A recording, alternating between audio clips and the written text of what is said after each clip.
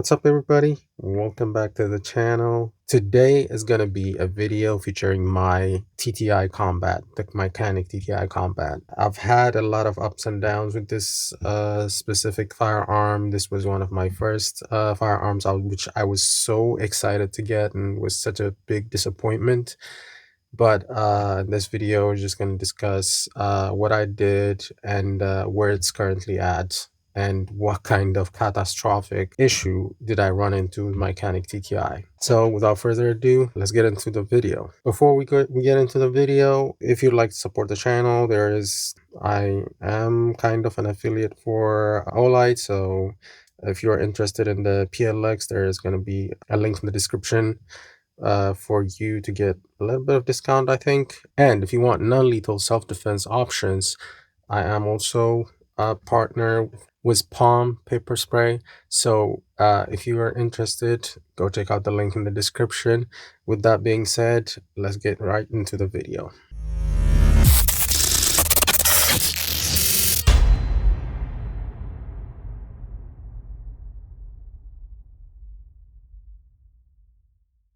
This is my first firearms, and I think this is one of my first two. I got the MC9 and the TTI, the Canik TTI Combat together as my first couple of firearms, and that was a few years ago now. And I have been through a lot of ups and downs to get this gun to work. I ran around, like, I think close to 3,500 to 4,000 rounds by now. Towards the end, I kind of gave up on it. Once I started getting other firearms, kind of gave up on it. I still take it out, but so one of the major issues that I was running with this TTI was failure to return to battery.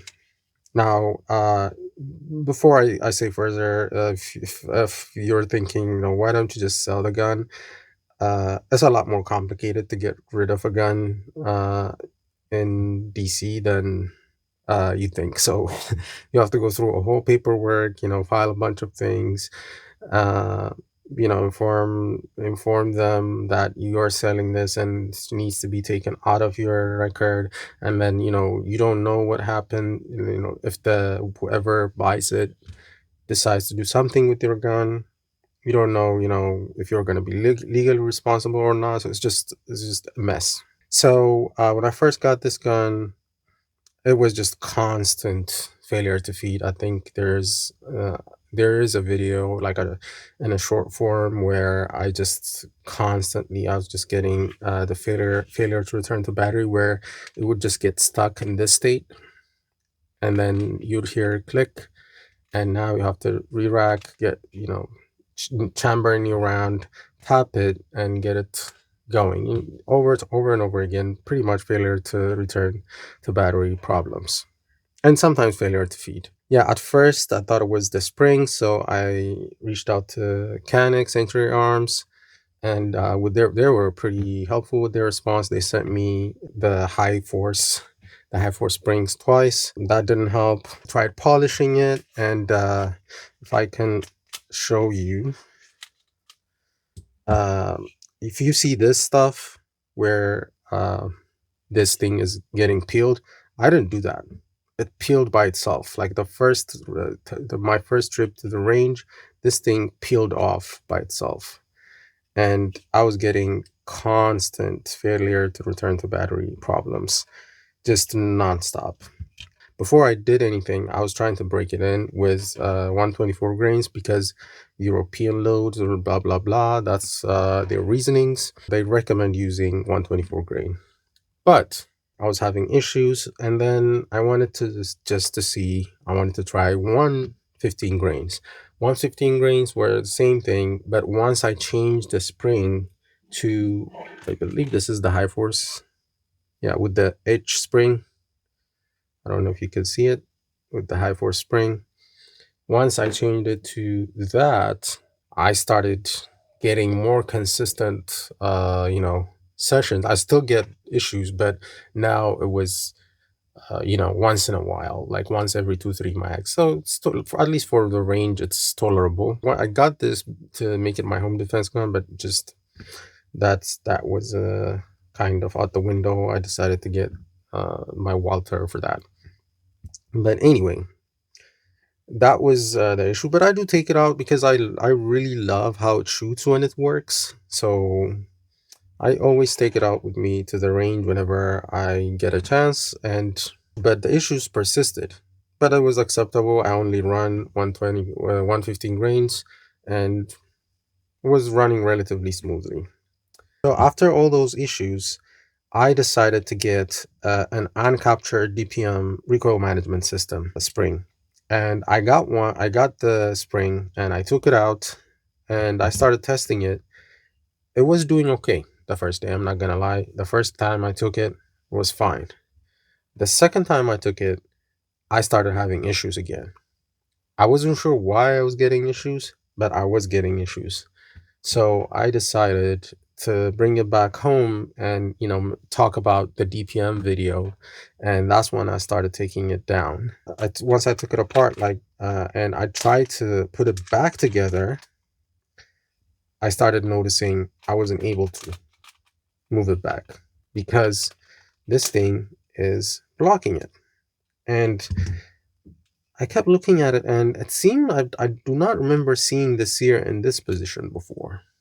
So I wanted to check, and I took apart my MC9.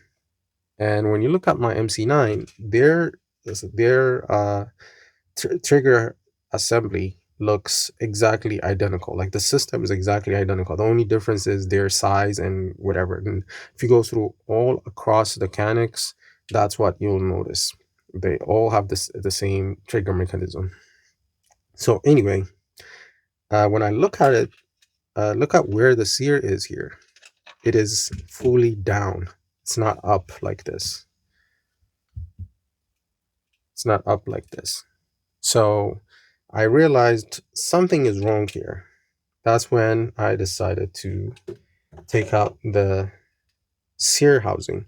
I've already took out the pin, so let me just quickly take out the sear housing. This is when I saw the nightmare of the situation. Now, if you can see here, you see this little channel? I think this thing was out of alignment somehow, and I think this might be the issue with the failure to return the battery issue as well, because it was slowly getting like over the thousands of rounds I've been running, it was slowly chipping away. I don't know if it is coming in the screen, but it was I don't know if you can see it here. Let me adjust the lights. But there is a tiny channel down here where it is right here. I'll put up pictures because it's kind of hard to get this on video, but I'll put up pictures. There's a little channel. This is supposed to be in this position. You can see there's a little tongue that is being kept, that keeps this sear down and not up. And that tongue is resting on this plastic piece, but this is metal. So for whatever reason, I think over time, when this is going back and forth, it created this little channel. I don't know if it is visible. 1 second.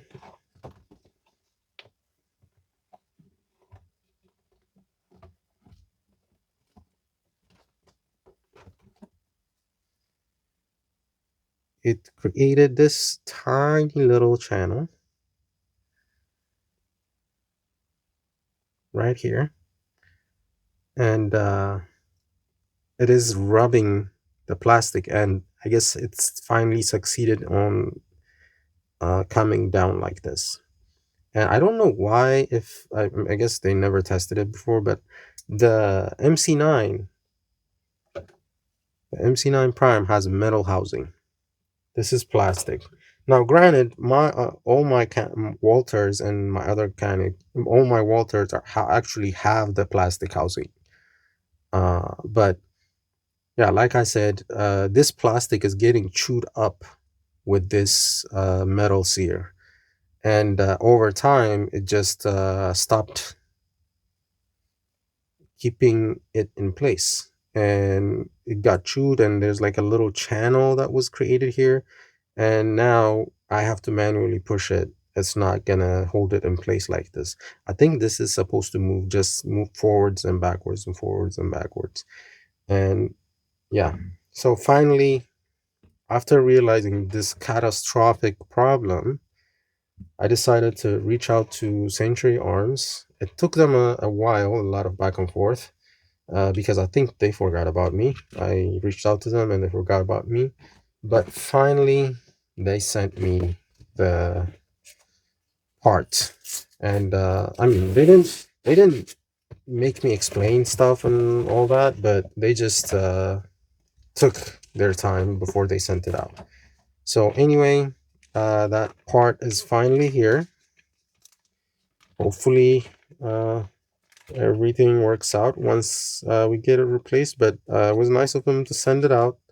The thing I like about Century Arms, they might ignore you from time to time, but they do help out. They're not like they're not jerks. They do help you out. So that's something I really appreciate about them. Now let's compare. Uh, this exactly the same. So, and putting it back in is fairly simple. You just have to thread this thing in this little hole, which isn't that hard. Sometimes it goes in and out, but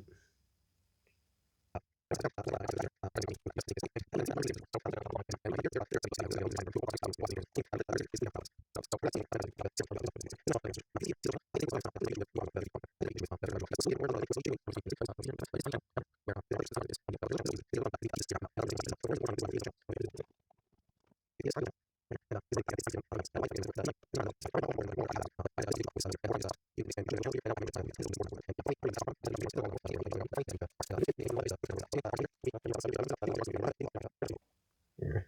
Just remember to put the spring in the channel. And yeah, yeah, and I appreciate Century Arms.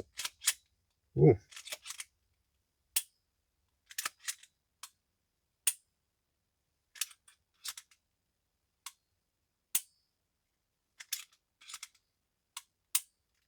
yeah, everything seems to be good. Let's see. And yeah, all good. And I think the new one is actually recessed. This one is popping up a little bit. This one is recessed. I don't know. Seems to me,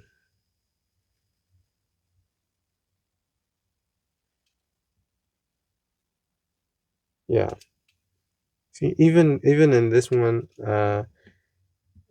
like in the original, this part was a little bit higher than this, so I had to polish it, and this part also was a little bit on the higher level. So yeah, I think, yeah, this part and this little nub here were a little bit taller than the frame's plastic, so I had to polish them a little bit. And it was actually, I didn't even know that was happening until like this started shearing off under recoil, so I had to uh, polish it to get it to the working state. But now we have a DPM spring, a new trigger, and we will see how this thing performs. And I will definitely update you on that. With that said, you know, don't forget to subscribe if you want to. If not, that's okay too. Have a wonderful day or night, and I'll see you on the next video. I'll definitely make an update for this. Peace.